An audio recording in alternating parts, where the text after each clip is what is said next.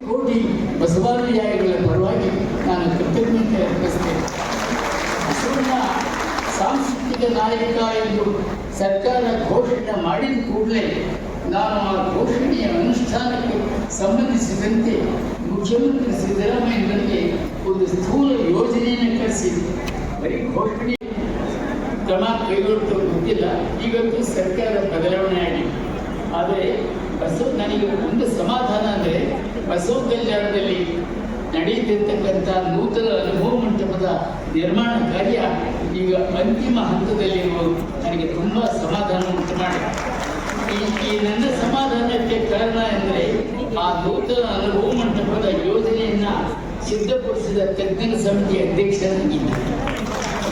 ಸುಮಾರು 750 ಕೋಟಿ ರೂಗಳ ಅಂದಾಜು ವೆಚ್ಚದ ಈ ಯೋಜನೆ ಪೂರ್ಣಗೊಂಡರೆ ಬಹುಶಃ ಇಡೀ ಭಾರತದಲ್ಲೇ ಅತ್ಯಂತ ಬೃಹತ್ ಜ್ಞಾನ ಕೇಂದ್ರವಾಗಲಿದೆ, ಅಧ್ಯಯನ ಮತ್ತು ಸಂಶೋಧನೆ ಕೇಂದ್ರವಾಗಲಿದೆ, ಇತಿಹಾಸದ ಪ್ರತಿರೂಪವಾಗಿ ಜಾಗತಿಕ ಆಕರ್ಷಣೆಯ ಒಂದು ಪ್ರವಾಸಿ ಕೇಂದ್ರವೂ ಆಗಲಿದೆ. ಆಧುನಿಕ ತಂತ್ರಜ್ಞಾನ ಮತ್ತು ಶರಣರ ತತ್ವಜ್ಞಾನ ಇವುಗಳ ಸಮನ್ವಯದ ಒಂದು ಅದ್ಭುತವಾಗಿ ಈ ನೂತನ ಅನುಭವ ಮಂಟಪ ಕೆಲಸ ಮಾಡಬೇಕಾಗಿದೆ. ನಿಕಟಪೂರ್ವ ಮುಖ್ಯಮಂತ್ರಿ ಸಿದ್ದರಾಮಯ್ಯನವರಂತೆಯೇ ನಮ್ಮ ನೂತನ ಮುಖ್ಯಮಂತ್ರಿ ಶ್ರೀ DK ಶಿವಕುಮಾರ್ ಅವರು ಬಸವ ವಿಚಾರಧಾರೆಗೆ ಬದ್ಧರಾಗಿದ್ದಾರೆ ಅಂತ ನಾನು ತಿಳಿದಿದ್ದೇನೆ. ಅದಕ್ಕೆ ಸೂಚನೆ ಅನ್ನೋ ಹಾಗೆ ಅವರು ರಾಜ್ಯದ ಮುಖ್ಯಮಂತ್ರಿ ಸ್ಥಾನ ಸ್ವೀಕರಿಸಿದ ತರುಣದಲ್ಲಿ ಪ್ರಥಮ ಬಾರಿಗೆ ರಾಷ್ಟ್ರದ ಪ್ರಧಾನಿ ಭೇಟಿ ಮಾಡಿದಾಗ ಬಸವಣ್ಣರ ಪ್ರತಿಮೆಯನ್ನು ಪ್ರಧಾನಿಗೆ ನೀಡಿದರು. ಇದಕ್ಕಾಗಿ ನಾನು ಅವರನ್ನ ನಿಂದಿಸ್ತೀನಿ. ಪ್ರಸ್ತುತ ಅಖಿಲ ಭಾರತ 14ನೇ ಚೆನ್ನ ಸಾಹಿತ್ಯ ಸಮ್ಮೇಳನವನ್ನು ಅವರೇ ಉದ್ಘಾಟಿಸಬೇಕಾಗಿತ್ತು. ನನಗೆ ಮತ್ತೆ ಹೆಚ್ಚು ಸಂತೋಷ ಉಂಟು ಮಾಡಿದ್ದು ಅವರು ಮುಖ್ಯಮಂತ್ರಿಗಳಿಗೆ ನಾಳೆ ಬಹಳ ಸಂತೋಷ. ಒಟ್ಟಲ್ಲಿ ಇಡೀ ಸರ್ಕಾರ ಈ ಬಸವ ಸಿದ್ಧಾಂತದ ಬದ್ಧತೆಯ ಕಡೆ ಗಮನ ಕೊಡಬೇಕು ಅಂತ ನನ್ನ ಆಸೆ. ಈ ಸಮ್ಮೇಳನ ಅಖಿಲ ಭಾರತ ಶರಣ ಸಾಹಿತ್ಯ ಪರಿಷತ್ತಿನಂತಹ ಪ್ರಾಥಮಿಕ ಸಾಂಸ್ಕೃತಿಕ ಸಂಸ್ಥೆಯನ್ನು ಇಂದಿನ ಎತ್ತರಕ್ಕೆ ಬೆಳೆಸಿರುವ ಪರಿಷತ್ತಿನ ಗೌರವಾಧ್ಯಕ್ಷರಾದ ಪೂಜ್ಯ ಶ್ರೀ ಶಿವರಾತ್ರಿ ದೇಶಿಕೇಂದ್ರ ಸ್ವಾಮೀಜಿಯವರ ನೇತೃತ್ವದಲ್ಲೇ ಇದು ನಡೀತಾ ಇರೋದು.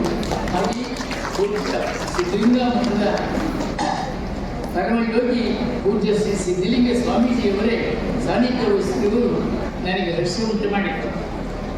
ಸಮ್ಮೇಳನದ ಸ್ಮರಣ ಸಂಚಿಕೆ ಮತ್ತು ಮಹಾಮಾನ್ಯ ವಿಶೇಷ ಸಂಚಿಕೆಗಳು ಈಗ ಮಾನ್ಯ ಸಚಿವರಿಂದ ಮತ್ತು ಮಾನ್ಯ ಕೃತಾತ್ಮರಿಂದ ಬಿಡುಗಡೆ ಆಗಿದೆ. ಇದು ಹಾಗೆ ನಮ್ಮ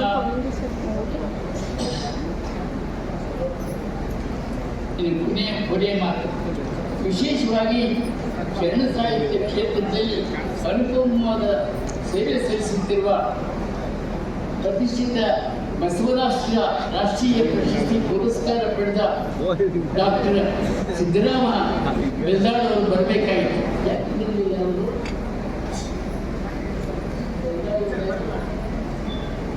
ಅವರು ವಚನ ಸಾಹಿತ್ಯ ತುಂಬ ಕೆಲಸ ಮಾಡಿದ್ದಾರೆ.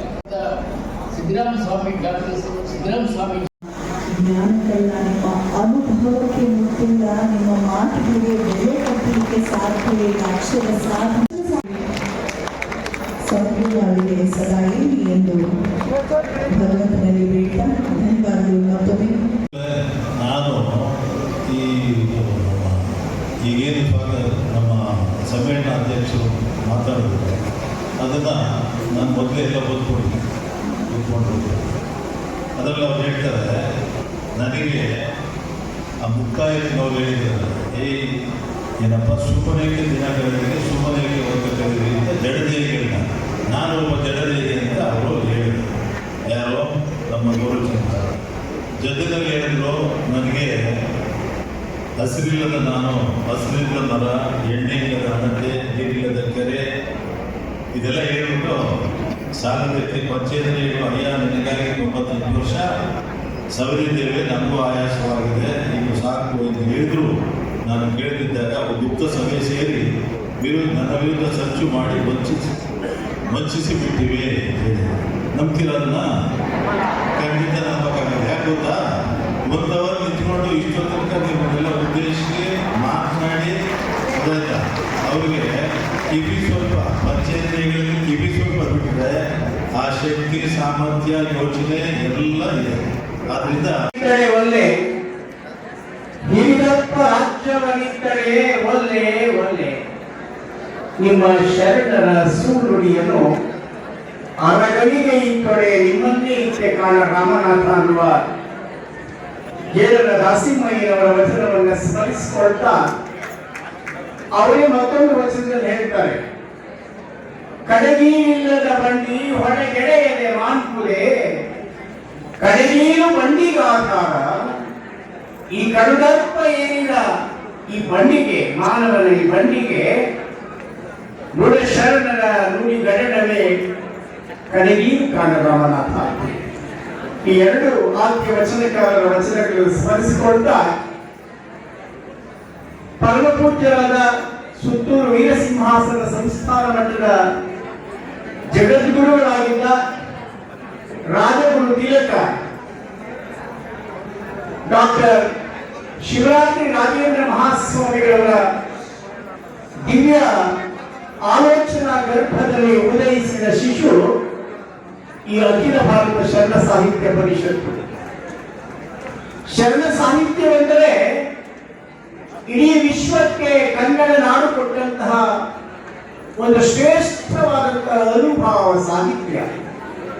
ಏನು ವಚನ, ಹಿಂದಿನ ಕಥೆಯ ಮುಂದೆ ಹೇಳುವ ಕಾವ್ಯವಲ್ಲ, ಮುಂದಿನ ಕಥೆಯ ಹಿಂದೆ ಹೇಳುವ ನಾಟಕವಲ್ಲ, ಬಂದ ಶಬ್ದಗಳನ್ನು ಒಮ್ಮೆಲೆ ಉಸಿರುವೆನೆಂಬ ಅಭ್ಯಾಸಿಯಲ್ಲ, ಚಂದ ವಿಚ್ಛಂದವೆಂಬ ಸಂದೇಹಿಯಲ್ಲ.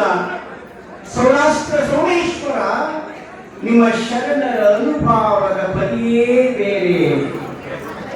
ಶರಣರ ವಚನ ಅಂತರಂಗದಲ್ಲಿ ಅರಳಿದಂತ ಅನುಭವ ಪುಷ್ಪ. ಅದು ಕೇವಲ ಆತ್ಮ ಕಲ್ಯಾಣಕ್ಕಾಗಿ ರಚನೆಯಾದ ಸಾಹಿತ್ಯವಲ್ಲ, ಜನಸಾಮಾನ್ಯರ ನೋವಿಗೆ, ದುಃಖಕ್ಕೆ, ಅಸಮಾನತೆಗೆ, ಮೂಢನಂಬಿಕೆಗಳ ವಿರುದ್ಧ